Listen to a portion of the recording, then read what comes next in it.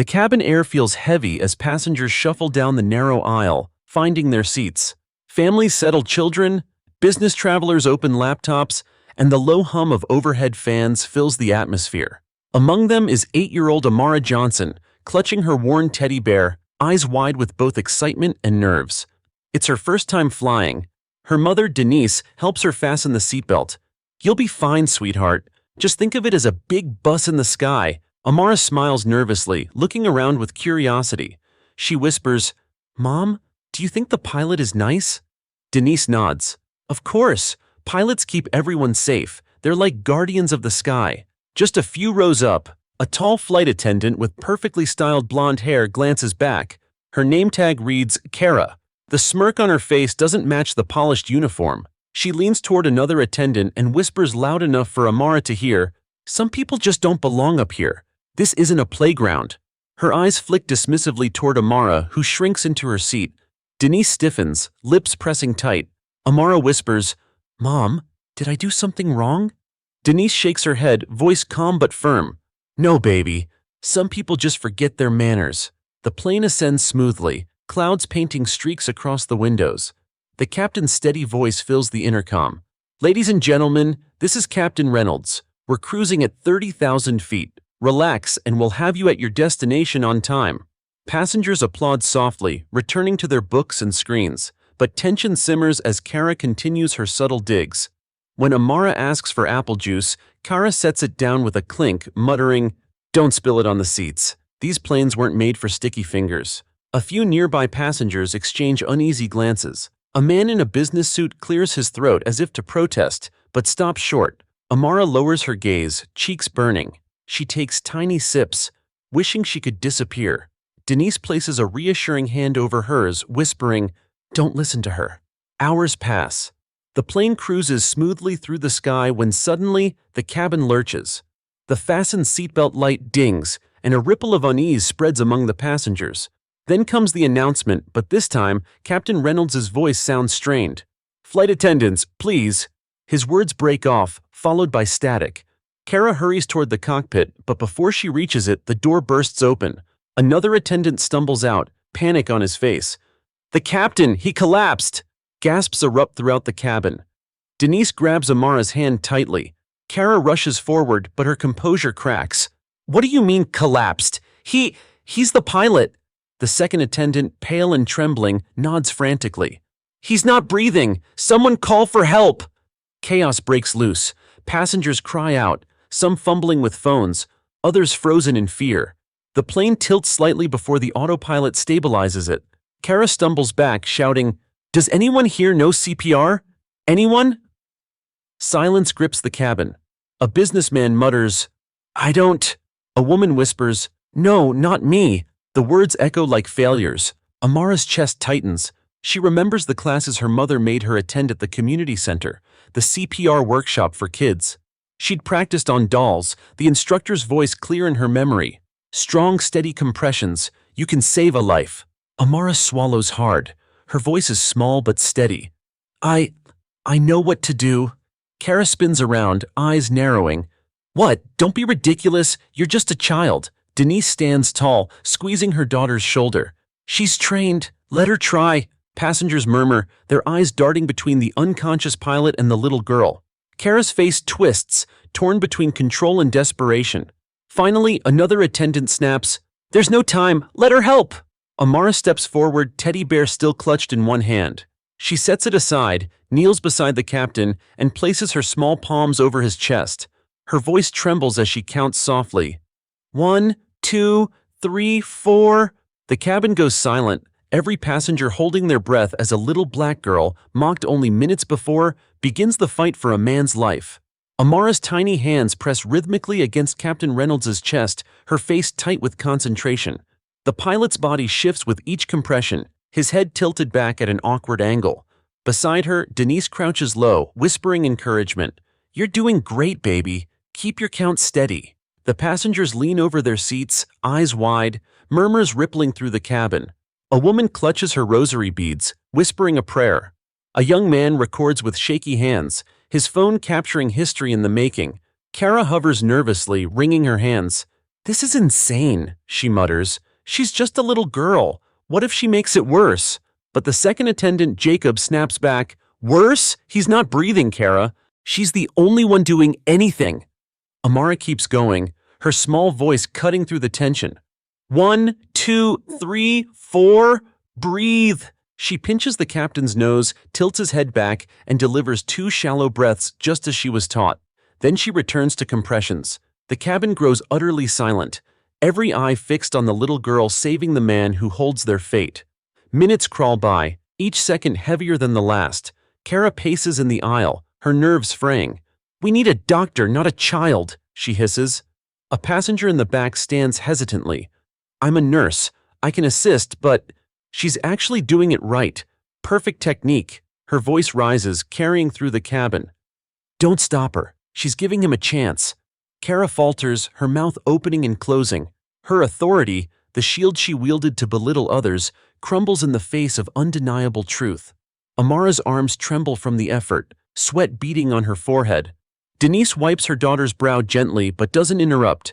"Stay strong, Amara. You've got this." The little girl clenches her jaw, pressing harder, deeper.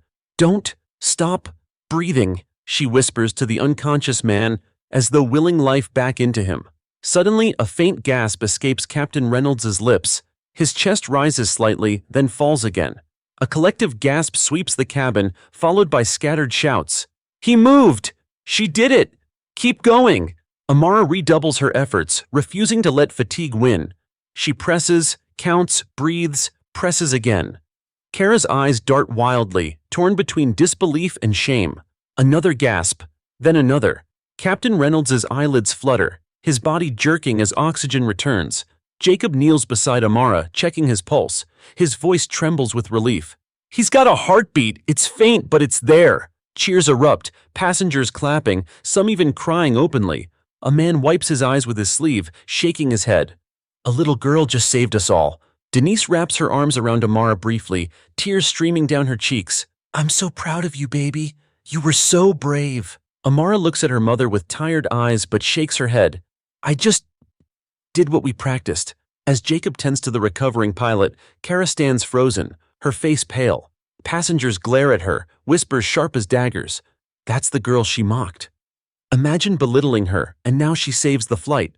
Shameful. Kara swallows hard, her cheeks burning under the weight of their judgment. For once her words fail her. Amara, still catching her breath, doesn't even look at Kara. Instead, she holds her mother's hand and whispers, "Mom, will he be okay?" Denise squeezes her hand. "He will now, because of you." The captain regains partial consciousness, groaning weakly. Jacob steadies him, explaining quickly, "Sir, stay calm. You collapsed, but you're alive thanks to her." He gestures toward Amara. Captain Reynolds's gaze drifts to the small figure kneeling beside him, chest heaving with exhaustion. His lips form a faint smile. "Thank you." The moment is electric. A seasoned pilot, a man who has flown thousands through storms and turbulence, now owes his life to an 8-year-old girl who refused to be small. Passengers applaud again, louder this time, the cabin filled with hope and awe. The applause rolls like thunder, washing over Amara until she blushes and hides against her mother's side. Kara slinks to the back of the cabin, unable to meet anyone's eyes.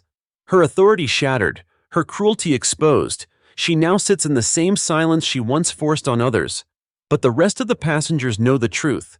They have witnessed courage greater than uniforms, ranks, or years of training. A child mocked for her place now defines the fate of everyone aboard. And in that suspended space above the clouds, the world feels forever changed. The applause slowly fades, replaced by hushed conversations that ripple through the rows. The passengers exchange glances of awe, relief, and disbelief. A few still dab tears from their eyes, unable to process what just happened at 30,000 feet. Amara sits back down beside her mother, her hands trembling slightly. Denise wraps an arm around her daughter, pulling her close. "You were amazing," she whispers. Amara rests her head on her mother's shoulder, clutching her teddy bear again. "Mom, I was so scared." Denise kisses her forehead. "Bravery isn't about not being scared. It's about doing what's right even when you are. And you just saved all of us." Passengers nearby lean in, offering soft words of gratitude. A middle-aged man in a gray suit nods respectfully. That was the bravest thing I've ever seen. A young woman across the aisle adds, "You're a hero, sweetie. Don't ever forget that." Toward the front of the cabin, Jacob helps Captain Reynolds sip water. The pilot is pale but stable, his breathing steadier now. He gestures for Jacob to lean closer. "Keep her safe," he rasps, nodding toward Amara. "She saved me. And the flight." Jacob squeezes his hand. "I will, Captain. Rest now." But not everyone shares in the warmth of the moment. Kara lingers at the back of the plane, arms crossed tightly, her jaw clenched. The eyes of passengers bore into her, whispers cutting sharper than knives. "That's the one who mocked the girl. Unbelievable. She should be ashamed. How can she still stand here after that?" Kara forces a smile at anyone who looks her way, but it doesn't hold. Her authority, once unshakable, has evaporated. Every move she makes now feels like a performance for an audience that no longer believes her act. Amara closes her eyes, exhaustion washing over her. For a brief moment, she forgets the hostile words, the stares, the embarrassment. In her small heart, she feels only relief. Relief that the man will live, that the plane continues to fly steady. Denise strokes her daughter's braids, whispering, "You've already done more good in your 8 years than some people do in a lifetime." The words hang in the air, heavy with unspoken meaning. Kara shifts uncomfortably in the back, as though she's heard every syllable. As the flight continues, Jacob approaches Amara and kneels beside her seat. "Amara, right?" he asks softly. She nods shyly. He smiles. "I just wanted to thank you. You saved Captain Reynolds' life, and honestly, you saved all of ours too. You kept calm when grown-ups didn't." Amara's cheeks flush. "I just remembered what they taught me in class, that's all." Jacob shakes his head. "That's not all. That's courage. I'll make sure the captain tells everyone what you did." Denise's eyes shine with pride. "Thank you," she says, her voice steady but emotional. Meanwhile, a passenger discreetly uploads the video he recorded. Within minutes, the footage of a little black girl performing CPR mid-flight begins spreading online. The thumbnail, Amara kneeling beside the unconscious pilot, passengers watching in stunned silence, sparks immediate attention. On the screen of his phone, notifications flood in. "This child is a hero. Unbelievable bravery. Someone get her a medal." What no one on the plane realizes yet is that the world below is already buzzing with their story. Kara notices the man filming and snaps, "Hey, you can't post videos of crew or passengers without permission." But her protest is drowned out by another passenger's sharp retort. "Don't you dare try to silence this. People need to see the truth, especially about her." He nods toward Amara. Others agree, some even lifting their phones to capture Kara's scowl. For the first time, she's not in control of the narrative. Hours later, as the plane nears its destination, the atmosphere has shifted entirely. The tension is gone, replaced by unity, by the shared experience of having witnessed something extraordinary. Passengers lean across aisles to talk, to share how they felt in those terrifying moments. In every conversation, Amara's name comes up. The girl mocked as too small, too unworthy, is now the reason everyone is alive. Amara, however, stays quiet. Her head rests against her mother's shoulder, her teddy bear tucked beneath her chin. She doesn't hear the praise, the whispers, or the claps that still ripple occasionally. She's already drifting towards sleep, her body finally surrendering to exhaustion. Denise watches her daughter sleep, tears brimming in her eyes. For years, she feared the world would try to make Amara feel less than what she was. But tonight, high above the clouds, her daughter proved that she is more than enough. The captain remains weak but conscious, resting in his seat as Jacob checks his vitals every few minutes. The autopilot holds steady, guiding the aircraft through the last stretch of sky before descent. From the windows, the glow of the city below comes into view, tiny clusters of lights twinkling like a sea of stars. The passengers lean toward the glass, relief and anticipation mixing in their faces. The intercom crackles to life, this time with Jacob's voice. "Ladies and gentlemen, this is First Officer Jacob speaking. We'll be landing shortly. Please remain seated with your belts fastened."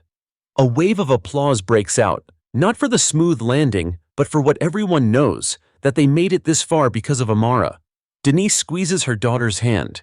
Amara is groggy from exhaustion, her head heavy on her mother's arm. She barely registers the clapping. To her, the nightmare feels over. But for Kara, the nightmare is just beginning. As the plane touches down, the passengers erupt again into cheers. The wheels screech against the tarmac, the engines roar, and finally the plane slows to a crawl. Relief spreads like wildfire. Strangers hug, others wipe their eyes, and a few whisper prayers of gratitude. Then comes the announcement: emergency services will meet us at the gate. Within minutes, flashing lights appear outside. Paramedics rush aboard as soon as the door opens, wheeling a stretcher to Captain Reynolds. Jacob gives a concise briefing. Cardiac episode. CPR initiated mid-flight. He's breathing, pulse restored. The paramedics nod, impressed, but when Jacob points toward Amara, their eyebrows rise. She's the one who saved him, Jacob says firmly. Amara blinks as strangers kneel before her, thanking her, shaking their heads in disbelief. One paramedic smiles warmly. You're a real-life hero, young lady. Her cheeks flush as she hides behind her teddy bear. Denise strokes her back, whispering, It's okay, sweetie. You earned their thanks. But as Amara and her mother step into the jet bridge, a wall of flashing cameras greets them. Reporters shove microphones forward, shouting questions over one another. Is it true a little girl saved the pilot? What's your name, sweetheart? How did you know what to do? The video uploaded mid-flight has already gone viral. News crews scrambled to meet the plane, eager to capture the face of the young heroine. Denise shields Amara with her arm, her voice firm. Please give her space. She's just a child. But the cameras keep flashing, the reporters relentless. Amara clings to her mother's hand, overwhelmed by the sea of voices. Her small voice trembles. Mom, why are they shouting? Denise bends low. Because the world wants to know what you did, but you don't owe them anything right now. Just behind them, Kara exits the plane, head bowed low. She hopes to slip through unnoticed, but she isn't so lucky. Several passengers call out loudly, their voices sharp. She mocked that girl before all this happened.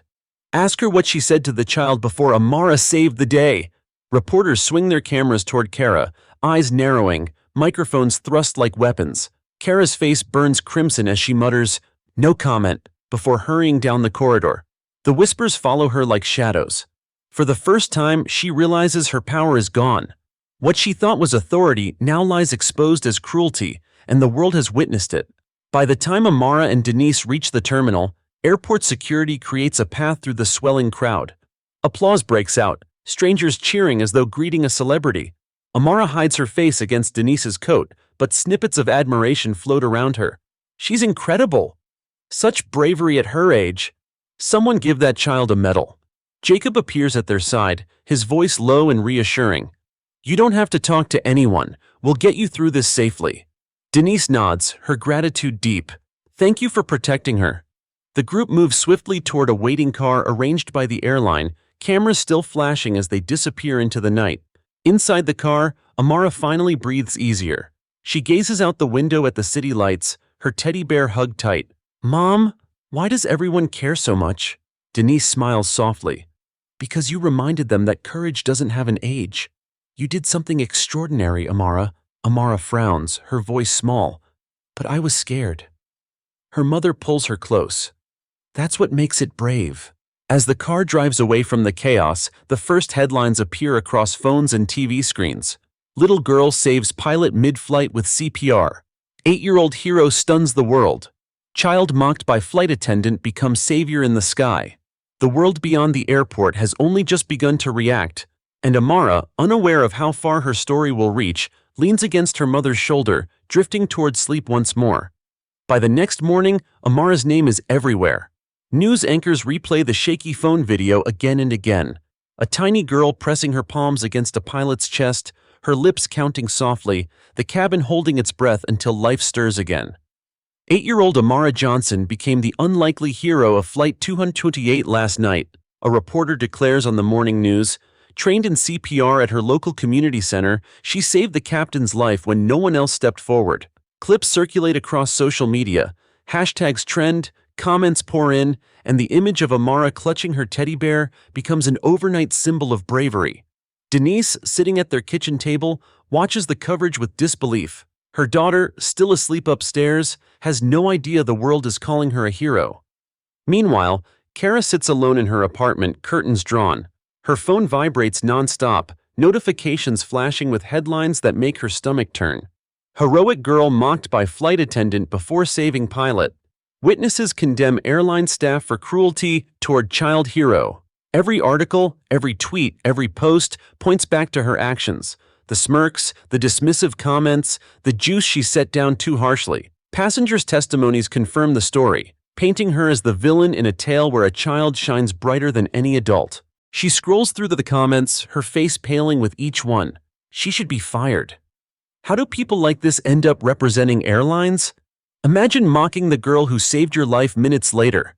Kara slams her phone down, pressing her palms to her temples. She whispers to herself, "It wasn't supposed to be like this." Back in the Johnson household, Amara finally stirs awake. She pads downstairs in her pajamas, rubbing her eyes. "Morning, Mom." Denise greets her with a smile and a warm hug. "Good morning, hero." Amara frowns, confused. "Why do you keep calling me that?" Denise gestures toward the television. On the screen, Amara sees herself for the first time. The video replaying, her small body bent over the unconscious captain. Her eyes widen. "That's me?" Denise nods gently. "The whole world knows what you did, baby." Amara clutches her teddy bear tighter, unease flickering in her eyes. "But I don't want everyone to look at me. I just wanted to help." Denise kneels down to her level, brushing her cheek. "And that's why they admire you. You weren't trying to be famous. You were just brave when it mattered." Within hours, their phone begins ringing. Reporters, talk shows, even government officials wanting to speak with the girl who saved the skies. Denise declines them all, shielding Amara from the frenzy. But one call catches her attention. The community center where Amara took her CPR class. The director's voice beams with pride. "We'd love to host an event in her honor," he says. "Amara showed the world the value of teaching children life-saving skills. We want to celebrate that." Denise agrees cautiously. As long as it's not too overwhelming, she's still just a child. At the same time, the airline scrambles for damage control. Executives hold meetings, their voices tense as they discuss the PR disaster. "The video's clear," one manager says. "That attendant Kara treated the girl poorly before everything happened. We're being flooded with demands for her termination." Another executive sighs. "We can't ignore this. Not when every news outlet is running the same headline, 'Mocked child saves flight.' We'll have to issue a statement." Drafts are written, lawyers consulted, and by evening, the airline releases a public apology. "We deeply regret the inappropriate behavior displayed toward one of our passengers. We are conducting a full internal review. Most importantly, we honor and thank young Amara Johnson for her extraordinary courage." The apology spreads quickly, but it only intensifies the spotlight. Kara's name is now etched into the narrative as the one who failed when compassion mattered most. She paces her apartment, phone in hand, whispers spilling from her lips. "They'll never let this go. I'll never work again." But while Kara drowns in shame, Amara sits quietly at home, shielded from the chaos by her mother's steady love. She colors in her notebook, drawing skies filled with planes and people smiling inside them. When Denise peers over her shoulder, Amara whispers, "I just want everyone to be safe when they fly." Denise smiles softly, her eyes glistening. "And because of you, they will be." By the following afternoon, the local community center is buzzing with energy. Streamers and banners hang across the gymnasium walls, bright letters spelling out, "Thank you, Amara."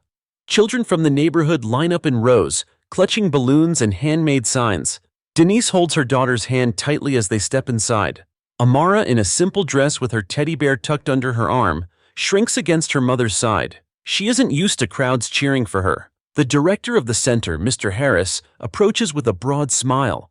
"Welcome, Amara. You've inspired not only this city, but the entire country." He bends to her height, his voice kind. "We're so proud of you." Amara gives a small nod, whispering, "Thank you." As they move toward the stage, reporters gather at the back of the room, cameras flashing. Denise stiffens, shielding Amara from the lights, but the applause of neighbors and friends softens the moment. These aren't strangers. They're people who watched Amara grow up, who remember her running through the halls of this very building. On stage, Mr. Harris gestures to the microphone. "Everyone, let's remember why we're here. Just a week ago, Amara Johnson used the skills she learned right here to save a man's life at 30,000 feet. She proved that knowledge and courage have no age." The crowd erupts again, the sound echoing through the gymnasium. Amara buries her face in her teddy bear, cheeks flushed. Denise leans down. "You don't have to say much, just be yourself." Hesitantly, Amara steps toward the microphone. Her small voice trembles but carries in the hush that falls over the crowd. I was scared, she admits, but I remembered what they taught me here. And I didn't want this pilot to not wake up. Her words, simple and unpolished, strike harder than any speech could. Tears shimmer in the eyes of parents, teachers, and neighbors. One woman whispers to another, "That's what real bravery sounds like." Amara clutches her teddy bear tighter and adds, "I just want people to know that kids can help too, even if we're small." The applause that follows shakes the rafters. People stand to their feet, clapping, whistling, some even wiping away tears. After the speech, local officials step forward. The mayor himself, wearing a navy suit, kneels to Amara's level. "Young lady, this city owes you a debt of gratitude. You reminded us all of the power of knowledge and kindness." He presents her with a plaque engraved with her name, Amara Johnson, Hero of the Skies. Amara runs her fingers across the letters, her eyes wide. "It's so shiny," she whispers to her mother. Denise smiles, fighting back tears. "Because it's for you, sweetheart. You earned it." But the celebration isn't just local anymore. In the back of the gym, men in dark suits arrive quietly. Their badges mark them as federal officials. They exchange brief words with Mr. Harris before approaching Denise. "Mrs. Johnson," one asks politely, "we'd like to extend an invitation for Amara to visit Washington. Her story has reached far beyond this community. There are people at the highest levels who would like to honor her personally." Denise's breath catches. "Washington? You mean..." The man nods. "The White House. They're watching closely." Amara tugs her mother's sleeve, whispering, "Why does the president care about me?" Denise crouches, holding her daughter's hands. "Because you reminded everyone, even the most powerful people, that one small act of courage can change the world." Meanwhile, across town, Kara watches the coverage from her couch. Her face is hollow, dark circles under her eyes. The news cycles replay Amara's speech, the mayor's recognition, the thunderous applause.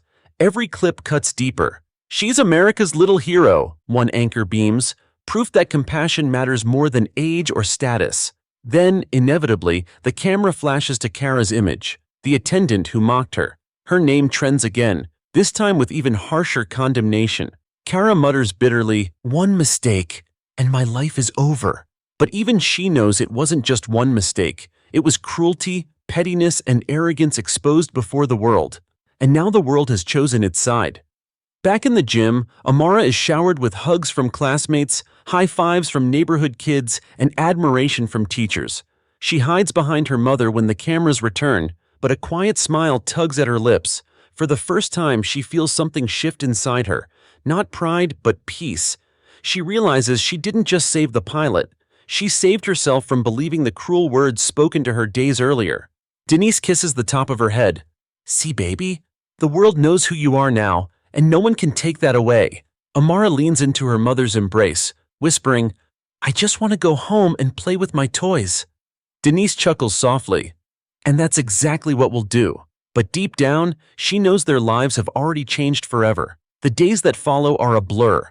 Amara's name dominates headlines, her photograph splashed across newspapers and television screens. Clips of her clutching her teddy bear while standing shyly at the community center podium flood every corner of social media. Denise tries to keep life normal, cereal in the mornings, cartoons on the TV, and bedtime stories at night. But it's impossible to ignore the calls and emails pouring in.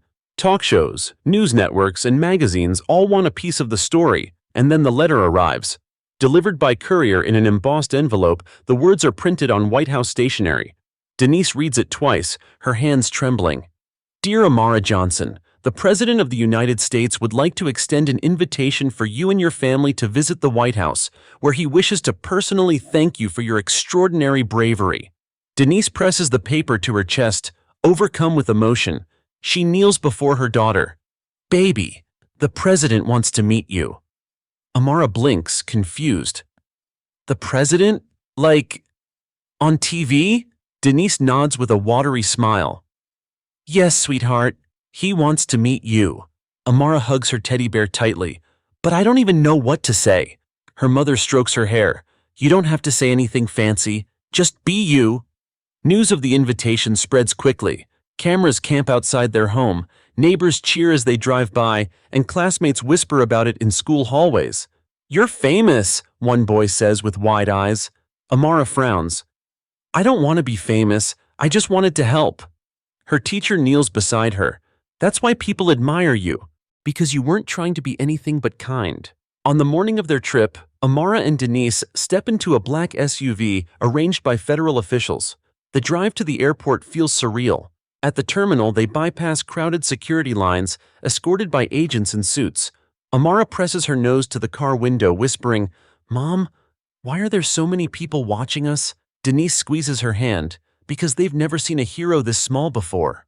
When they board the flight to Washington, the crew greets Amara with reverence, their smiles wide. The captain himself kneels to shake her hand. "It's an honor to have you on board, young lady. Because of you, every pilot feels safer in the skies." Amara's cheeks redden as she ducks behind her teddy bear. "Thank you, sir." Washington greets them with flashing lights and media frenzy. By the time their motorcade pulls into the gates of the White House, Amara's heart races. She grips her mother's hand so tightly Denise can feel her pulse.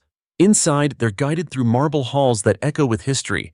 Portraits of past leaders stare down as they pass, the weight of the moment pressing in. Finally, double doors swing open, revealing the Oval Office. The president rises from behind his desk, a warm smile spreading across his face. "Well, if it isn't America's bravest young lady?" Amara freezes, wide-eyed. Denise gently nudges her forward. The president kneels to Amara's height, extending his hand.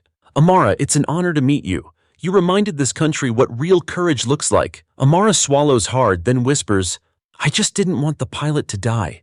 The president chuckles softly, his eyes kind.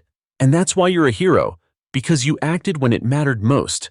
During the ceremony, cameras click as the president presents Amara with a medal inscribed, "For courage and compassion beyond her years." The audience rises to its feet, applauding thunderously. Denise wipes tears from her cheeks as her daughter stands tall, the medal glinting under the chandeliers. For the first time, Amara doesn't shrink back. She lifts her chin, smiling timidly, realizing the world sees her not as the girl mocked by a cruel attendant, but as the child who saved lives. Meanwhile, in her apartment miles away, Kara watches the broadcast on television. The sight of Amara standing beside the president twists something deep inside her. She whispers bitterly, "That should have been me up there, recognized for my service." But even as she speaks the words, she knows they're hollow. Service without compassion means nothing. The camera zooms in on Amara's innocent smile, her teddy bear tucked under one arm. The world has chosen its symbol, and Kara is no part of it. As the ceremony concludes, reporters shout questions. "Amara, how does it feel to meet the president? What's next for America's youngest hero?" Amara clutches her medal and teddy bear, turning to her mother. Denise answers for her, her voice steady. What's next is that she goes home, plays with her toys, and gets to just be a kid again. The president nods approvingly, placing a hand on Amara's shoulder. She's earned that. And as mother and daughter leave the White House, Denise feels something settle in her chest. The cruelty they endured on that flight no longer defines them. From here on, it is Amara's courage, and only her courage, that the world will remember. By the time Amara and Denise return home from Washington, the world outside their front door no longer feels the same. Neighbors gather on the sidewalk to cheer as they step out of the black SUV, waving signs with Amara's name and balloons that bob in the air. Children from her school hold a banner that reads, "Our Hero." Amara clutches her teddy bear tighter, whispering to her mother, "Why is everyone still looking at me?" Denise smiles softly, "Because you gave them hope, baby, and hope is something people hold on to." Inside their home, Denise tries to restore normalcy. The television is kept off, the blinds pulled halfway down, and Amara's routine resumes. Homework, piano practice, bedtime stories. But outside, the frenzy only grows louder. Across the country, Amara's story dominates headlines. Commentators debate her courage on primetime talk shows. Editorials praise her as a reminder of the importance of teaching children life-saving skills. Hashtags multiply, millions posting pictures of their own kids practicing CPR, inspired by the little girl who saved a pilot at 30,000 feet. Some parents even write letters, thanking Amara for sparking conversations that could one day save their families. Denise reads them late at night, tears streaming, overwhelmed by the love pouring in. Meanwhile, Kara's life spirals downward. Her employer, under relentless pressure, announces her suspension pending investigation. The airline's statement is clear. We are committed to upholding respect and dignity for every passenger. The behavior displayed toward Amara Johnson does not reflect our values. The news hits Kara like a blow. Her phone, once filled with casual chatter and coworker group texts, now buzzes only with messages of scorn. You disgust me. Shame on you.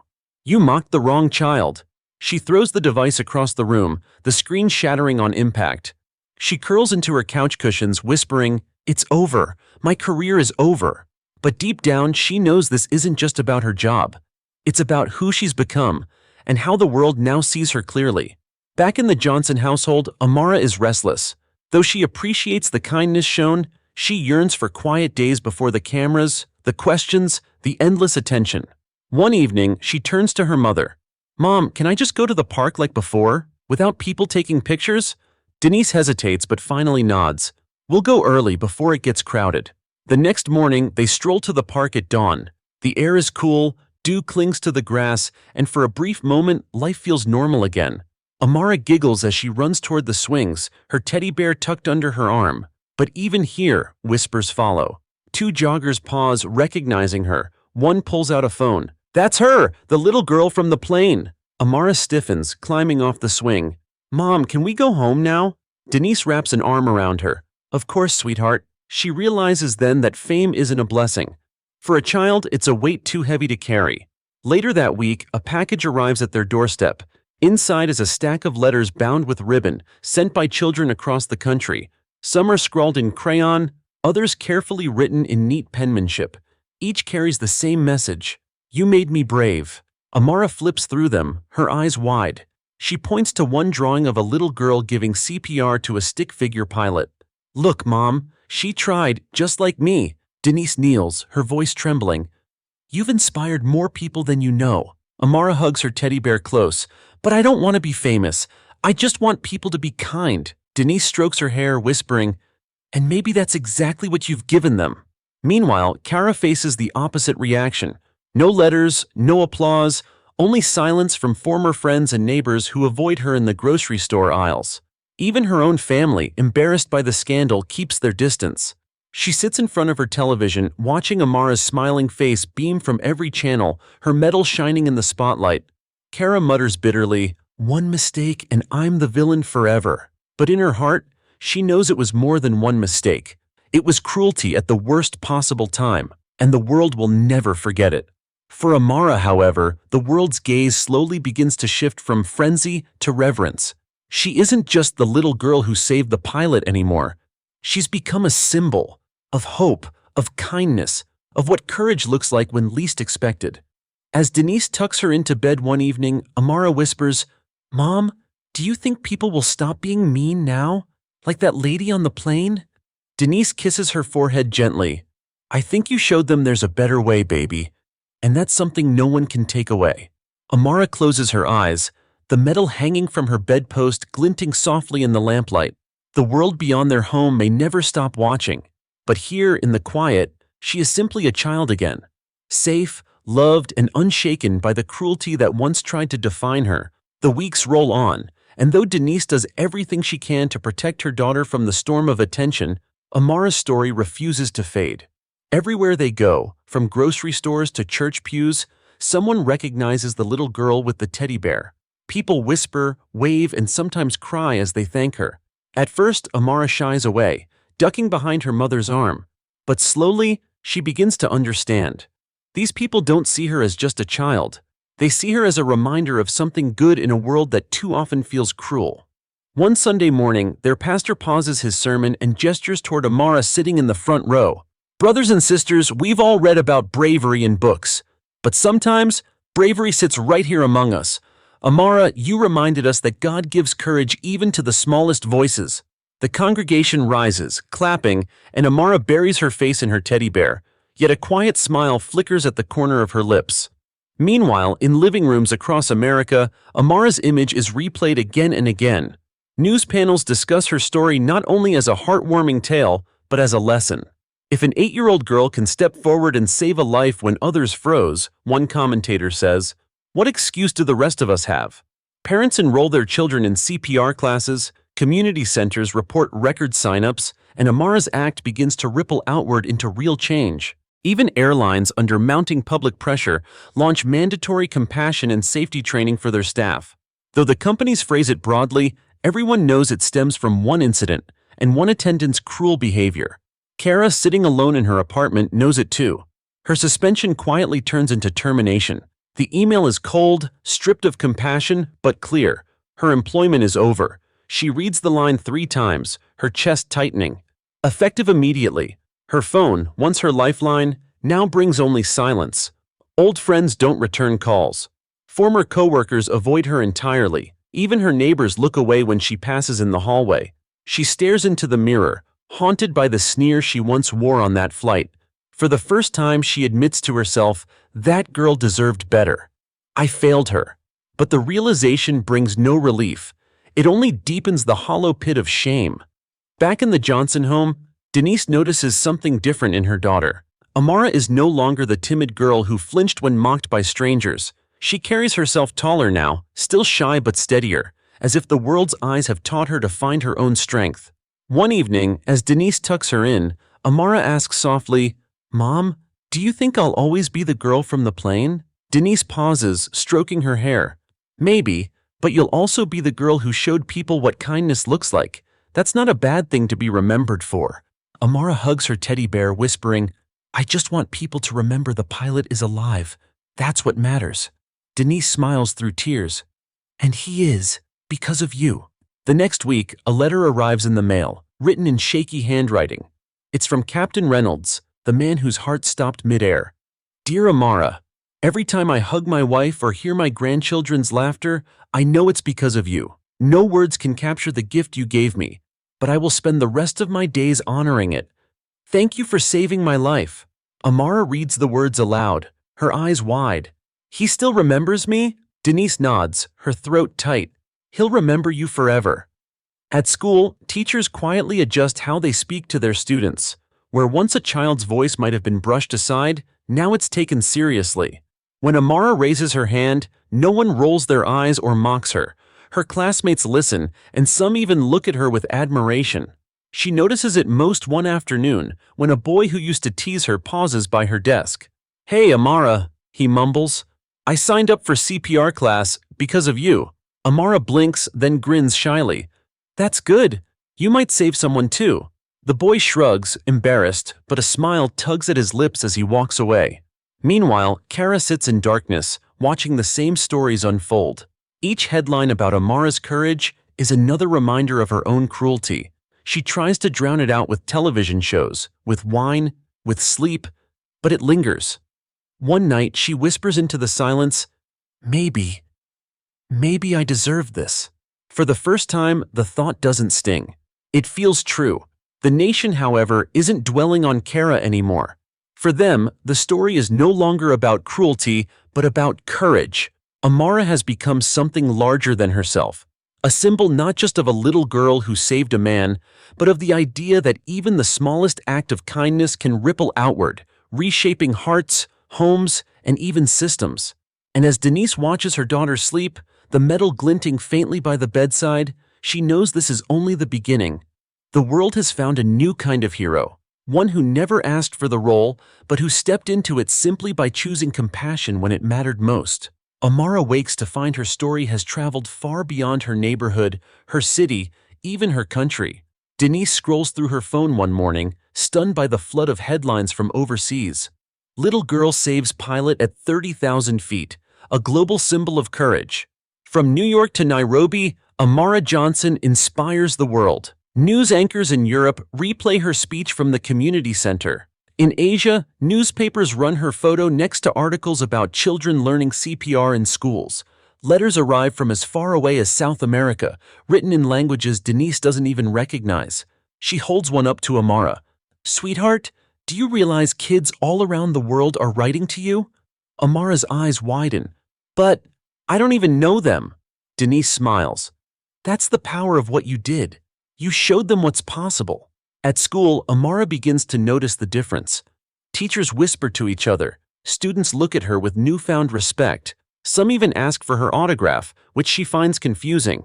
"I'm not famous," she insists to a classmate. "I just helped." But to them, she's more than famous. She's proof that bravery isn't measured by age or size. One teacher tells the class, "When you think you're too small to make a difference, remember Amara." The children nod, their eyes full of admiration. Amara hides behind her teddy bear, unsure of how to handle the attention, but secretly warmed by it. Meanwhile, Kara watches from the shadows of her apartment. Her life has shrunk to the size of a television screen, each broadcast of Amara's face a mirror of her own downfall. International outlets replay the incident, each retelling harsher than the last. Kara's photo, once a professional headshot in her airline uniform, is now plastered under headlines, "Cruelty at 30,000 feet." She scrolls through comment sections, the words a barrage of contempt. "You disgust the whole world." "Children are braver than you'll ever be." "Shame has a name and it's yours." Kara slams the laptop shut, her breathing ragged. "It's everywhere. I can't escape it." For the first time, she wonders if she'll ever find her way back into society. Across town, Amara and Denise try to hold on to normal life, but each day brings new surprises. One afternoon, a local pastor visits their home with a letter from an international charity. They want Amara to be the face of a new campaign, he explains, teaching children life-saving skills in underfunded communities worldwide. Denise hesitates. "She's just a child. She didn't ask for this spotlight." The pastor nods. "That's true, but sometimes God chooses the smallest among us to lead the greatest changes." Amara listens quietly, rocking her teddy bear back and forth. "Mom, do kids in other countries not get to learn CPR?" "Not all of them, baby," Denise admits. Amara thinks for a moment, then whispers, "Maybe they should, so they don't have to be scared like I was." Her words hang in the air, simple yet undeniable. The story snowballs again. News crews cover children in remote villages practicing CPR, holding up handmade signs with Amara's name. International leaders mention her in speeches about youth empowerment. She becomes a symbol not just of courage, but of global unity. At night, Denise tucks her in and says, "Do you know what you've done? You reminded the world that kindness isn't bound by borders." Amara yawns, her voice soft. "I just want kids to feel brave too." Denise kisses her forehead. "And they will, because of you." But as Amara's light spreads, Kara's world darkens further. She avoids the news, but the shame follows her into every corner of her life. The grocery clerk glares, the landlord mutters about rent, even strangers on the street whisper her name with venom. One evening, she pulls the curtains tight and stares at her reflection. For the first time, she speaks the truth aloud. "I ruined everything. Not just for me, but for her." Her voice cracks. Tears streak her face. For the first time since the flight, Kara feels the crushing weight of remorse, heavier than any punishment society could inflict. Meanwhile, Amara's story continues to ripple. Denise receives another letter, this time from a small-town hospital overseas. "Because of your daughter, we began training our nurses in CPR. Last night, a newborn baby's life was saved. Please tell Amara her courage crossed oceans." Denise reads it to Amara, her voice trembling. Amara listens, eyes wide, then whispers, "The baby's alive? Because I helped someone learn?" Denise hugs her tight. "Yes, baby. Your kindness is saving lives you'll never even see." Amara buries her face in her mother's shoulder, finally understanding the magnitude of what she started. In the weeks that follow, Amara's story becomes more than just a headline. It becomes a movement. Around the world, her small act of bravery is retold in classrooms, churches, mosques, and community centers. Children practice chest compressions on dolls and stuffed animals, mimicking the way Amara saved the pilot. Television hosts talk about her with reverence. "She didn't just save one man," one says. "She reminded us that courage is contagious." Denise, though proud, begins to notice how heavy the role feels for her daughter. Amara, once a carefree child, now fidgets whenever strangers approach, unsure whether to smile, wave, or hide. One night, after reading a stack of thank you letters, Amara sets her teddy bear on the bed and whispers, "Mom, why do they want me to be a hero all the time? I'm just me." Denise sits beside her, brushing curls from her forehead. "Because to them you showed what's possible. But that doesn't mean you stop being you.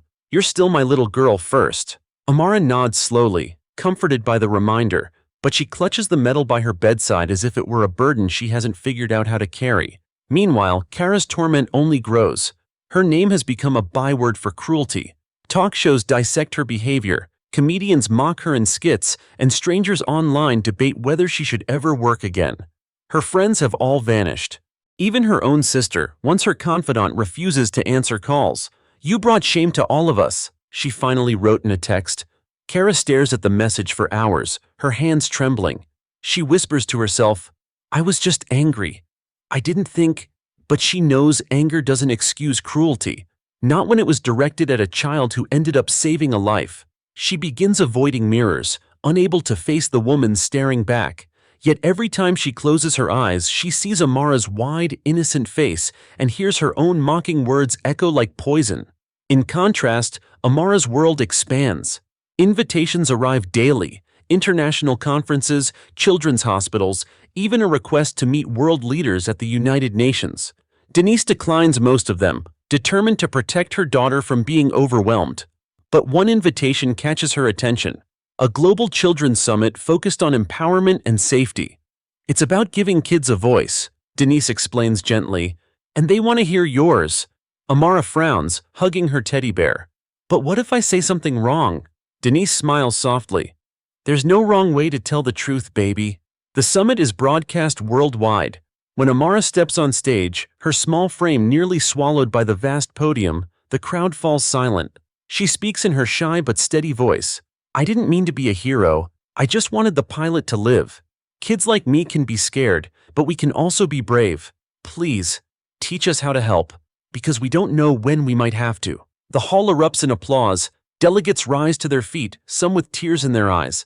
The image of a little black girl clutching a teddy bear while addressing the world becomes iconic. Back in her apartment, Kara watches the broadcast through tears. Each word feels like a dagger. She whispers hoarsely, "She's saving the world, and I tried to tear her down." For the first time, the bitterness in her chest softens into something heavier: regret.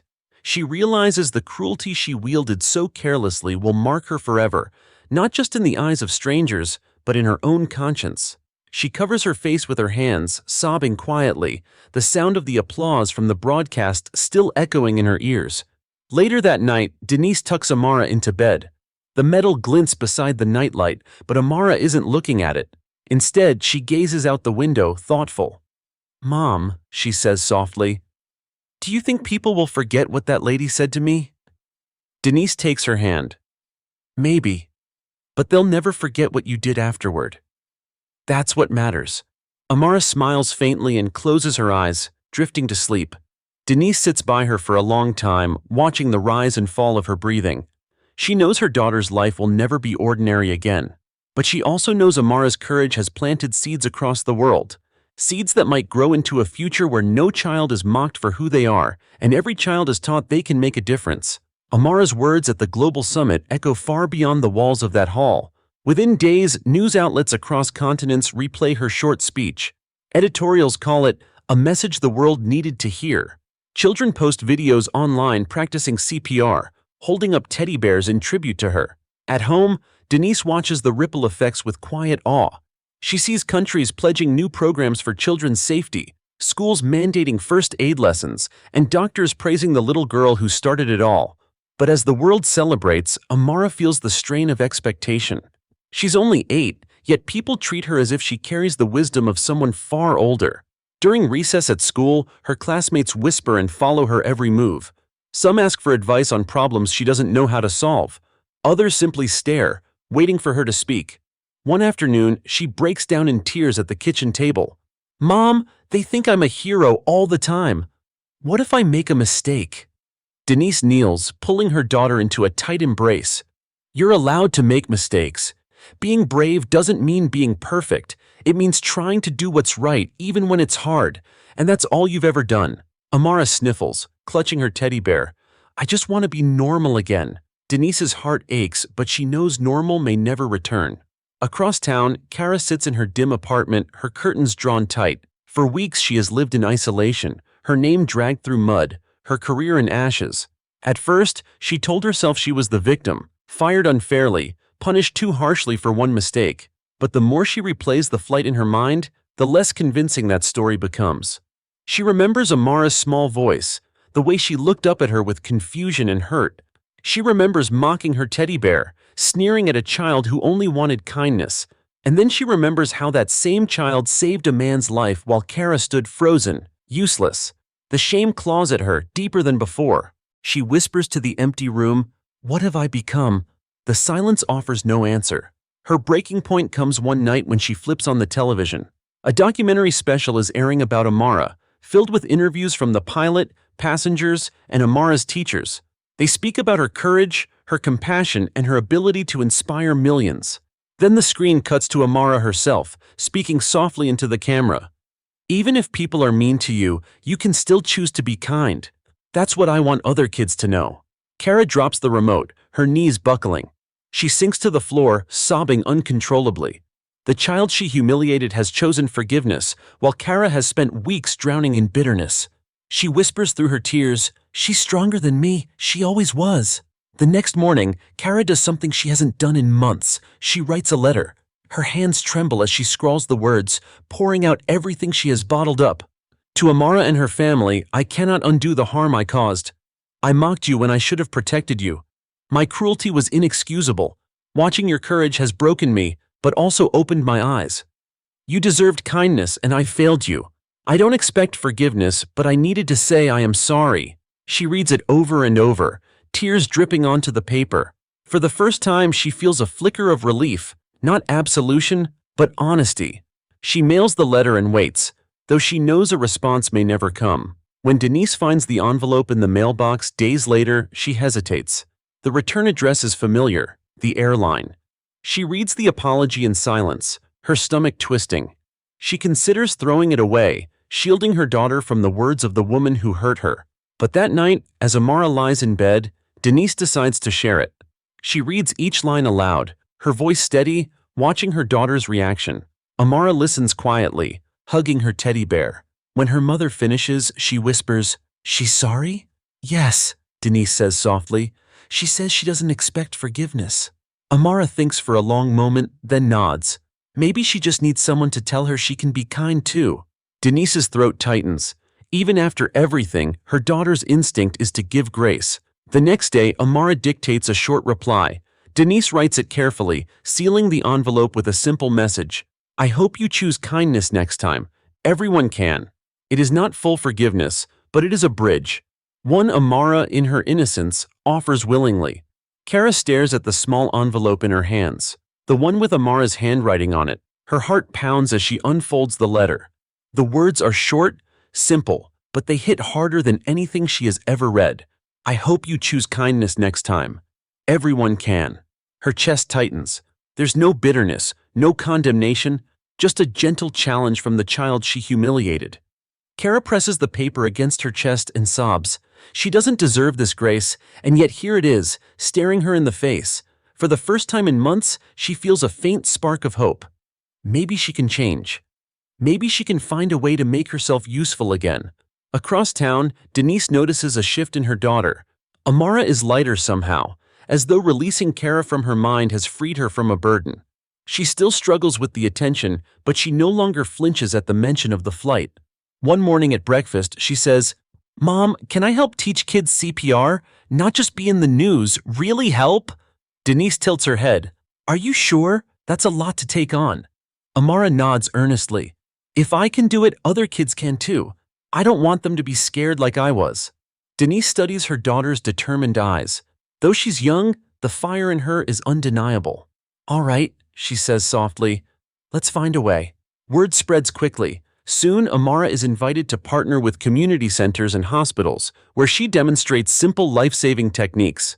At first, she's nervous, her hands trembling as she presses on training mannequins. But when other children mimic her movements, she beams. "See," she tells them, "it's not scary when you practice, you just have to be brave for a little while."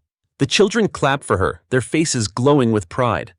And in those moments, Amara feels less like a symbol and more like a teacher, a role that suits her far better. Meanwhile, Kara begins her own small steps. She volunteers at a local shelter, though she hides her name at first, terrified of recognition. She washes dishes, folds blankets, and serves meals in silence. One evening, a woman beside her notices her hesitation.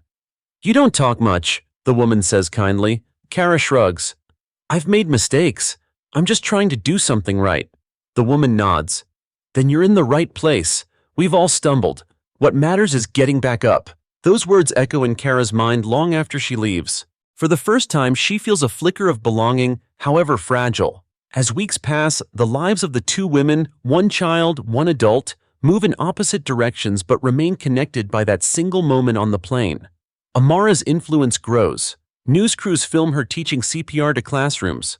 Hospitals praise her for sparking new youth programs. A nonprofit launches in her name, focused on equipping children with skills to save lives. At night, Denise watches her daughter with awe. Do you realize what you're doing, Amara? You're changing the way people see children. They're not helpless anymore. You showed them that. Amara yawns, clutching her teddy bear. I just want them to feel brave too. Denise kisses her forehead. And they will, because of you. For Kara, progress is slower, heavier. Some nights she still lies awake, crushed by regret. The internet hasn't forgotten her. Cruel comments still appear whenever her name resurfaces. She doubts they'll ever fade, but at the shelter she finds purpose. One day she overhears two children laughing as they play with donated toys. Their joy is small, ordinary, but it pierces through her gloom. She smiles faintly, realizing she hasn't smiled in weeks. That night, she writes in her journal, "Today I felt human again." Maybe that's enough for now. The world, however, continues to celebrate Amara. International magazines name her among the most influential young voices of the year. Photos of her teaching CPR are splashed across glossy pages, her teddy bear never far from her side. But Denise keeps her grounded. "Remember, sweetie, you don't have to carry the whole world," she says gently. Amara nods. "I know. I just want to carry the part I can." Her words, simple yet profound, remind Denise that her daughter isn't just surviving the weight of attention. She's learning to shape it into something good. Kara sees those same headlines at the grocery store checkout, Amara's face smiling from every magazine rack. Instead of bitterness, she feels something new, humility. This child she once belittled has become her teacher too. She whispers under her breath, "Thank you, Amara, for reminding me I can still change."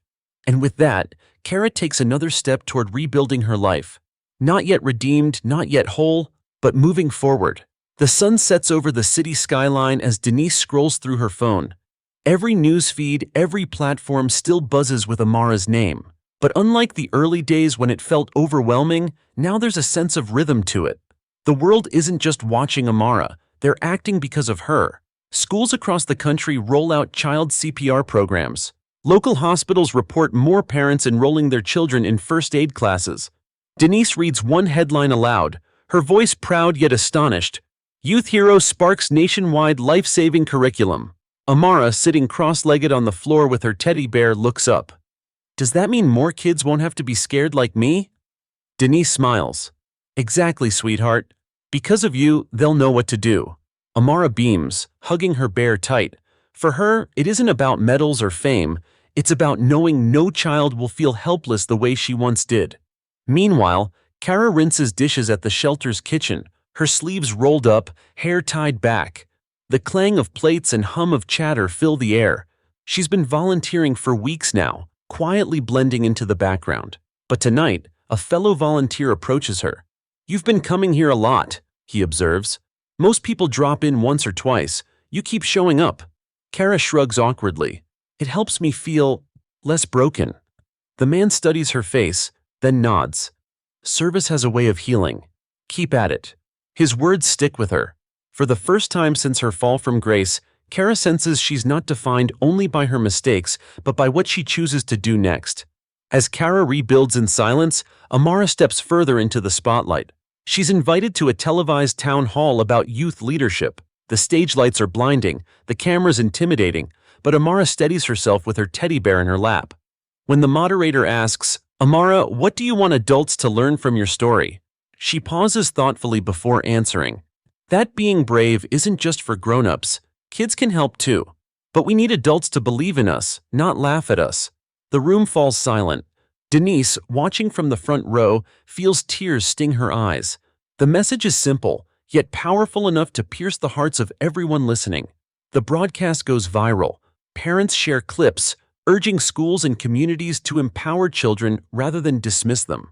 Teachers adopt her words as classroom mantras. Believe in us, not laugh at us. Across town, Kara watches the town hall from her small apartment. The words cut deep because she knows she was the very adult who failed to believe. Yet instead of bitterness, she feels clarity. "She's right," Kara murmurs to the empty room. "I laughed when I should have listened." The guilt remains, but for the first time, it fuels her to do better. The next day, she signs up to mentor teens at the shelter, using her airline experience to help them explore careers. Some are skeptical at first, but Kara persists, slowly gaining their trust. When a teenager asks, "Why do you care about us?" Kara hesitates before answering honestly. "Because someone once showed me kindness when I didn't deserve it. I'm trying to pass that on." The teen nods quietly, and Kara realizes this is her path forward, not to erase her past, but to use it as a lesson. Meanwhile, Amara's circle of influence continues to expand. Denise notices her daughter speaking more confidently, her shyness fading with each new platform. Yet at home, she's still the same child, dancing in pajamas, whispering secrets to her teddy bear, curling up beside her mother at night. Denise is grateful. The world may see a symbol, but she still sees her little girl. One evening, Amara asks, "Mom, do you think I'll have to keep being brave forever?" Denise takes her hand gently. "No, baby. You just have to keep being you. That's enough." Amara smiles sleepily, comforted by the truth. The story of the flight is no longer just a headline, it's become a catalyst. Lives are being changed, not just in classrooms and hospitals, but in homes, shelters, and even the heart of a disgraced woman trying to rebuild. The ripples spread outward, touching people who never stepped foot on that plane. And at the center of it all is a little girl who proved that kindness can reshape the world. The morning air is crisp as Kara stands outside the shelter, gripping the strap of her worn bag. For weeks she has kept her service quiet, afraid of recognition. But today is different. The shelter director has asked her to speak at a community forum about second chances. Her stomach twists. Speaking in public means risking exposure. People might remember her face from the viral footage, from the mocking headlines that branded her as cruel. But another voice in her head whispers, "You asked for redemption. This is how it begins." She takes a breath and steps inside. The forum is modest, rows of folding chairs filled with parents, teens, and volunteers. Kara sits at the edge of the panel, hands clasped tightly in her lap. When it's her turn to speak, her voice trembles. "I'm not proud of my past," she begins. "Some of you may know me, though I wish you didn't. I was the flight attendant who mocked a child who later saved a man's life." Gasps ripple through the room. A few heads shake in disbelief. Kara swallows hard but continues. "That day showed me the ugliest part of myself, and it's haunted me ever since. But that same child showed me something else, grace. She reminded me that kindness is a choice, one I failed to make, but can still choose now. That's why I'm here, working with young people, trying to rebuild. I can't erase what I did, but I can decide what I do next." The silence afterward is heavy. Then, slowly, a single pair of hands claps. Others join in, hesitant at first, then stronger. The sound isn't thunderous, but it's real. Kara exhales shakily, a tear sliding down her cheek. For the first time, she feels seen not only for her failure, but for her effort to rise from it. Meanwhile, Amara's world keeps expanding. She's been invited to a children's hospital to lead a CPR workshop. Denise walks beside her, carrying the small teddy bear that has become almost as famous as her daughter. In the hospital playroom, Amara kneels on the floor with other kids, demonstrating compressions on a training dummy. "Push right here," she explains, her tiny hands guiding theirs. "Not too fast, not too slow. You can help someone breathe again." The children mimic her eagerly, their eyes wide with determination. Nurses and parents watch, some with tears in their eyes. A doctor leans toward Denise and whispers, "Your daughter has given these kids something we couldn't. Belief in themselves." Denise swallows hard, pride swelling in her chest. She knows Amara isn't just teaching skills, she's planting confidence where fear once lived. That night, as Denise tucks her in, Amara asks quietly, "Mom, do you think the lady who was mean to me is still angry?" Denise hesitates, then answers carefully, "I don't think she's angry anymore. I think she's trying to be better." Amara nods, thoughtful. "I hope so, because everybody deserves a chance to be kind." Her words hang in the air like a prayer, soft yet powerful. Back at the shelter, Kara sits alone in the quiet kitchen after the forum, the sound of applause still echoing in her mind. For the first time, she feels a crack of light breaking through the darkness she has carried. One of the teens she mentors approaches, shifting nervously. "Miss Kara, what you said today, it made me think maybe I can fix my mistakes too." Kara blinks, her throat tight. "You don't know how much that means to hear," she replies softly. In that moment, she realizes redemption isn't just about repairing her own life, it's about helping others believe they can repair theirs too. The next week, a local paper runs a story. Disgraced flight attendant finds redemption through service. It isn't glowing. Some voices are still harsh, critical, but the article highlights her work at the shelter and her willingness to face her past. Kara reads it with mixed emotions. The shame remains, but so does a fragile pride. She whispers to herself, "This is just the beginning." Across the city, Amara sees her own reflection on a television screen during a news segment about child empowerment. She giggles, embarrassed, then hides behind her teddy bear. Denise laughs, wrapping her in a hug.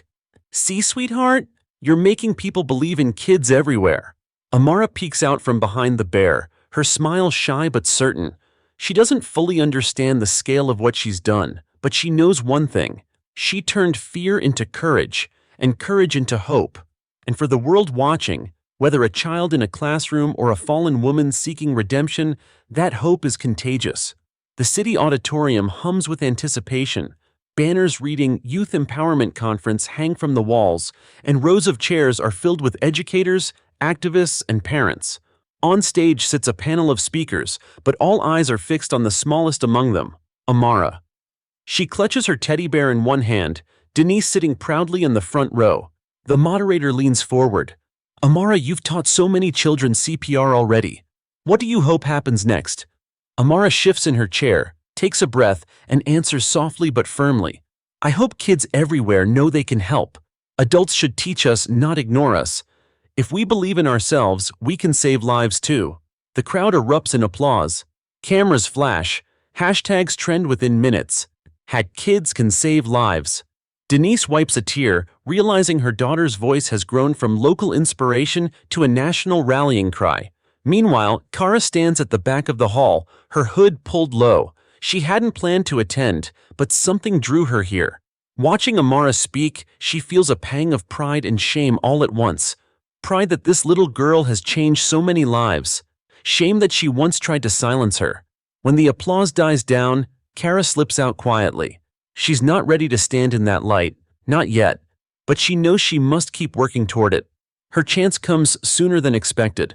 The shelter director approaches her one evening. "Kara, the local news wants to cover our mentorship program. They'd like to interview you." Kara's stomach drops.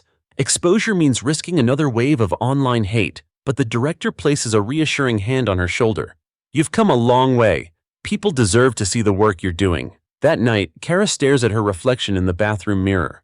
Her face still carries the weight of scandal, but her eyes, they're different now. Steadier, stronger. She whispers, "If Amara can be brave, so can I."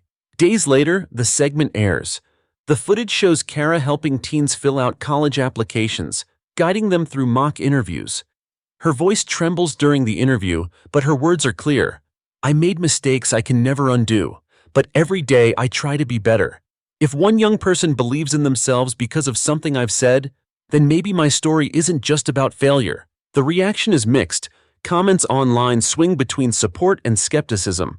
But Kara notices something new. For every cruel remark, there are voices defending her, pointing to her visible effort to change.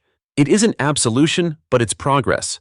Meanwhile, Amara's message begins crossing borders.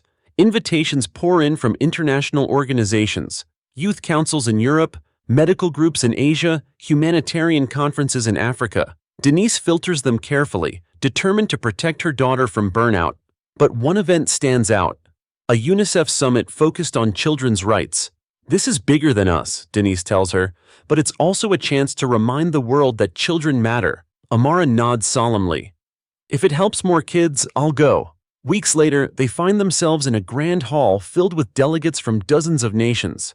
When Amara steps to the podium, her teddy bear tucked under her arm, the room falls silent. She speaks slowly, her words carrying far beyond her years. When people laugh at kids, they take away our courage. But when they teach us, they give us power to help. Every child deserves to be trusted with that power. Thunderous applause fills the hall. Leaders lean forward, some visibly moved. By the end of the summit, several countries announced new initiatives to include CPR and first aid in elementary education. Denise hugs her daughter afterward. "You've done it again, baby. You've changed more than a room. You've changed the world." Back home, Kara watches the summit on television. She feels tears stream down her face as Amara's words echo in her living room. "She's not just saving lives," Kara whispers. "She's saving people like me too." She realizes redemption isn't just about her effort. It's also about letting the light of others guide her. And for Kara, that light has always been Amara. The auditorium buzzes with excitement. A nonprofit has organized a celebration honoring young leaders who've inspired social change, and Amara is the youngest recipient on the list. The stage is decorated with banners, and the audience is packed with families, teachers, and reporters. Backstage, Amara clutches her teddy bear as Denise kneels to adjust the ribbon on her dress. "Are you nervous?" Denise asks gently. Amara nods. "A little. What if I mess up?" Denise brushes a curl from her daughter's face. "You've faced scarier things than a microphone, sweetheart. Just speak from your heart. That's all anyone needs." Amara takes a deep breath and smiles faintly. "Okay." Meanwhile, in a quiet corner of the audience, Kara slips into a seat. She debated whether to come. Every fiber of her wanted to hide, but something urged her forward. She's heard whispers that Amara will be honored tonight. To see the child she once hurt, celebrated for her bravery, feels like a circle she must close. As the lights dim, the announcer steps to the podium.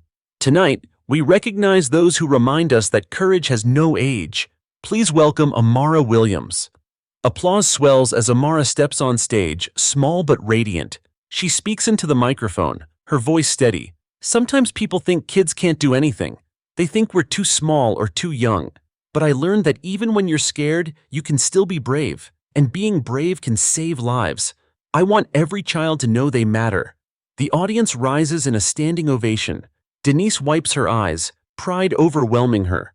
Cameras flash. And in the shadows, Kara feels her chest tighten. This girl has turned pain into power, cruelty into courage. Kara realizes it's time. Time to face the past not from afar, but directly. After the ceremony, guests mingle in the reception hall. Kara hesitates near the exit, nerves eating at her. Then she spots Denise and Amara surrounded by well-wishers. Her instinct screams to run, but her conscience roots her in place. Finally, she gathers her courage and steps forward. "Mrs. Williams?" she says quietly. Denise turns, her eyes narrowing as recognition sparks. For a moment, the warmth in her expression cools. Kara swallows hard. "I know I'm the last person you want to see," Kara admits, "but I had to come. I needed to say, I'm sorry. To both of you." Amara peers up at her, curious but calm. Kara kneels slightly, lowering her gaze to meet the girl's eyes. "I was cruel when I should have been kind. You had every reason to hate me. But instead, you saved someone's life. You saved me too, in ways you'll never know." Denise's hand tightens protectively on Amara's shoulder. The silence is thick. Kara braces herself for rejection. Then Amara tilts her head and says softly, "I hoped you'd be kind next time." The words mirror her letter. Kara's throat tightens. Tears spill before she can stop them. "I'm trying, Amara. Every day I'm trying." Denise studies her carefully. She sees the humility in Kara's face, the tremor in her voice. After a long pause, she nods. "Change takes time. If you're truly trying, that's what matters." Relief washes over Kara, fragile but real. She whispers, "Thank you." The encounter lasts only minutes, but for Kara it feels like the weight of years lifting. As she walks away, she doesn't feel absolved, but she feels seen, and that is enough. For Amara, the meeting leaves her pensive. Later that night, curled in bed with her teddy bear, she whispers to Denise, "She looked really sad. Do you think she'll be okay?" Denise strokes her daughter's hair. "She's learning. Sometimes people have to lose everything before they understand what matters. Maybe she'll be okay because of you." Amara hugs the bear tighter. "I hope so." The next morning, photos from the event dominate social media. Headlines praise Amara's speech, calling her a voice of courage. But in smaller corners of the internet, people also notice Kara's presence. A few shaky cell phone videos capture the brief conversation between her and Amara. Reactions are mixed, some critical, others acknowledging her attempt to apologize. Kara sees the footage and braces for backlash, but she also reads comments like, "At least she's owning up, that takes guts." For the first time, the tide of public opinion doesn't feel entirely against her. The days following the youth celebration are unlike anything Kara has experienced before. For once, she's not hiding from the spotlight. It has found her, whether she wanted it or not. The brief footage of her apology circulates online. The comments are split. Some sneer that her regret is a performance, while others cautiously acknowledge her courage to show up at all. Kara reads them all, the cruel words stinging, but she forces herself not to retreat. She reminds herself that change isn't meant to be easy or universally accepted. What matters is what she does now, not how the past continues to haunt her. So she doubles down on her work at the shelter. She volunteers for extra shifts, tutors teens in math, and even uses her old airline connections to arrange career talks. One afternoon, as she helps a young girl fill out scholarship forms, the director passes by and whispers, "You're turning this place around." Kara swallows hard, her throat tight. "No," she replies softly. "They're turning me around." Meanwhile, Amara's world grows larger yet again. Invitations flood in. Universities want her to speak. Nonprofits want her face on campaigns, and media outlets beg for exclusive interviews. Denise grows protective, filtering carefully, trying to keep her daughter grounded in the simplicity of childhood. One invitation stands out, an offer for Amara to light the opening torch at a national health conference. Denise hesitates. "It's a big stage, baby, bigger than anything before. Are you sure?" Amara hugs her teddy bear, then nods with quiet certainty. "If it means more people listen, I'll do it." The night of the conference, the arena is filled with thousands. Spotlights sweep across the stage as Amara, tiny but confident, walks forward. She holds the torch with both hands, its flame flickering above her head. The announcer's voice booms. "Tonight we honor a child who reminded us all that courage has no age. Please welcome Amara Williams." The crowd roars.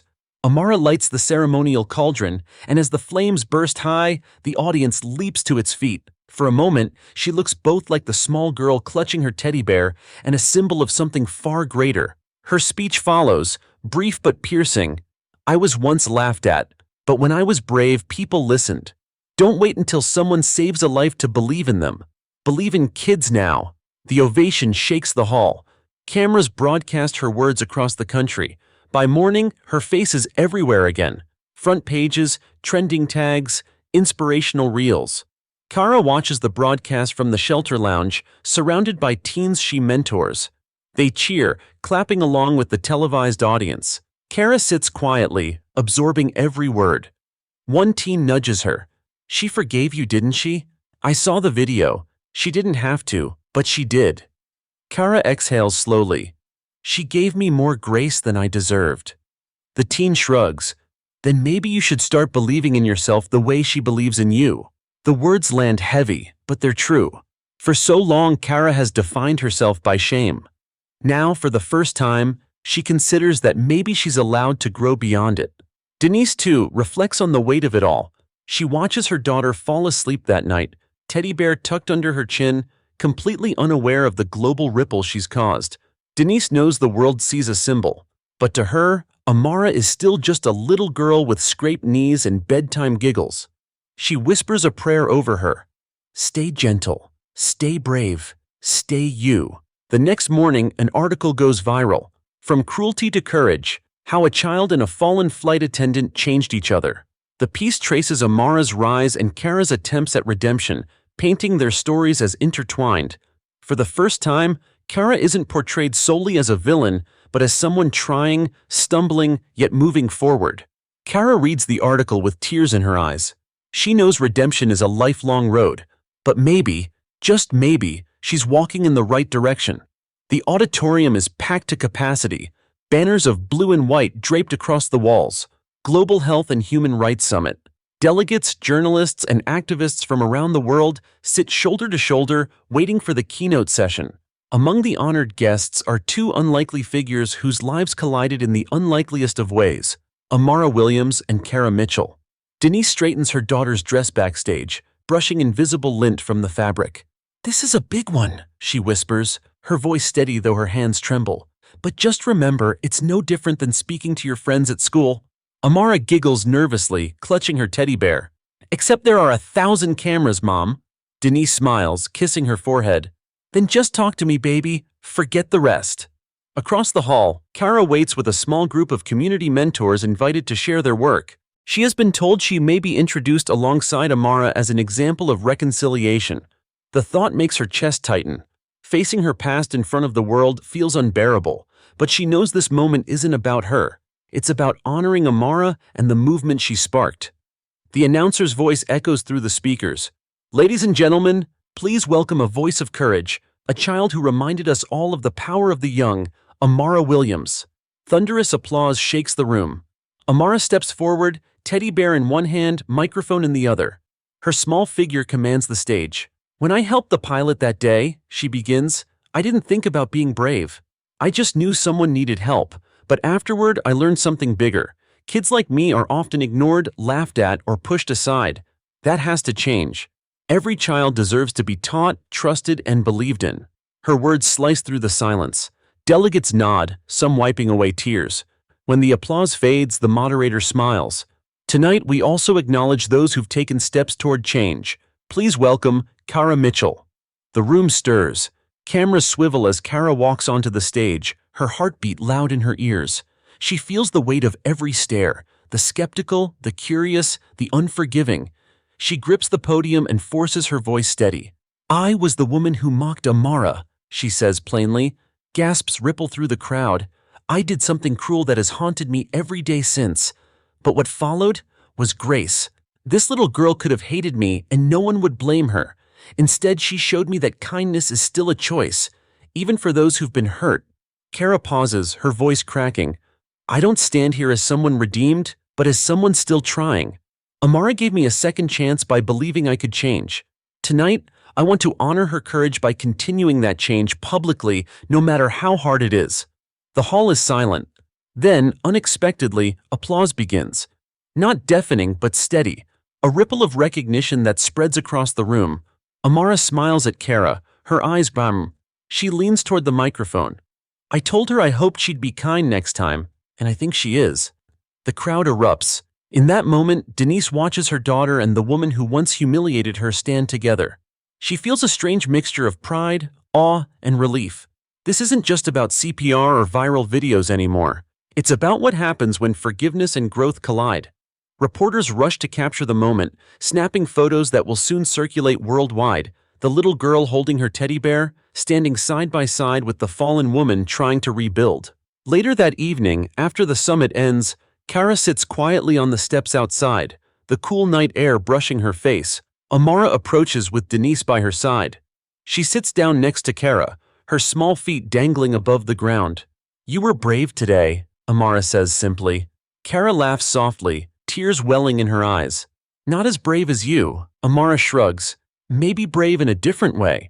For the first time in years, Kara feels something close to peace. The summit leaves the world buzzing. Clips of Amara and Kara standing together trend across every platform, sparking headlines. Child hero and former flight attendant redefine redemption. In classrooms, teachers replay Amara's words. In community centers, children practice CPR, inspired by her story. But for Denise, life after the summit feels strangely normal. She still packs school lunches, still reminds Amara to clean her room, and yet she can sense the shift. Her daughter has become a symbol bigger than either of them imagined. One evening, as Amara colors at the kitchen table, Denise sits across from her. "Do you understand what happened out there? People are listening to you, baby, really listening." Amara nods, her crayon pausing mid-stroke. "I just said what I felt. If that helps, then that's good." Denise smiles softly. "It's more than good. It's change." Meanwhile, Kara continues her work at the shelter. The summit didn't erase her past, but it gave her a platform to own it and to use it. Applications for the mentorship program double in the weeks after, fueled by people who saw the segment and wanted to help. Still, Kara faces whispers. At the grocery store, a stranger mutters under their breath. Online, trolls continue their cruelty. But she holds her head higher now, because the applause she heard that night still echoes in her heart. One afternoon, a girl at the shelter approaches her shyly. "Miss Kara," she says, holding a notebook, would you sign this? You know, like an autograph?" Kara blinks, stunned. "Why me?" The girl shrugs. "Because you didn't give up, and I want to remember that when I feel like giving up too." Kara's throat tightens. She signs the page slowly, realizing that her story, once one of shame, is becoming a lesson in resilience.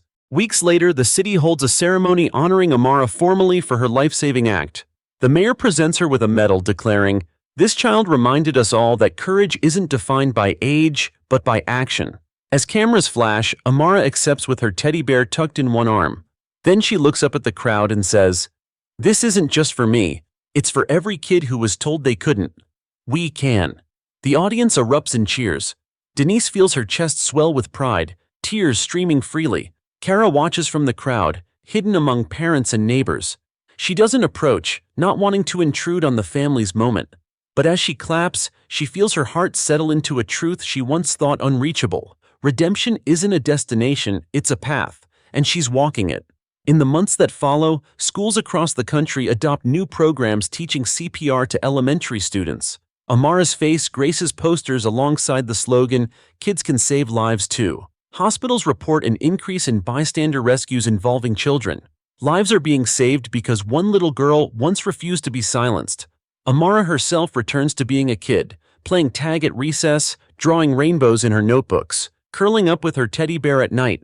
Denise protects that normalcy fiercely, determined that fame will not rob her daughter of childhood. And yet, every so often, when Amara is asked to speak, she rises to the occasion with the same gentle strength. Her words carry, her message spreads, and her legacy grows. For Kara, the journey continues too.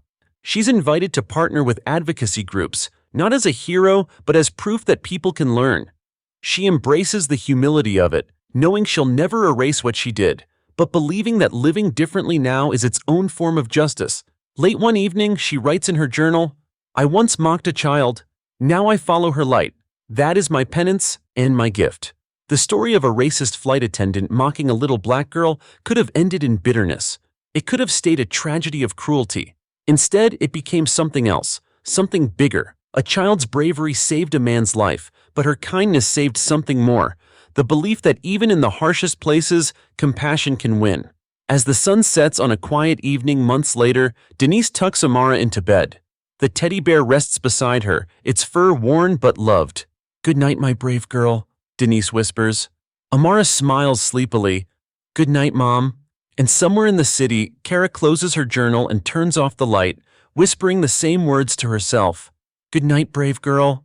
Because both of them know, the world is brighter now, not just because a life was saved, but because a child showed the world what justice really looks like.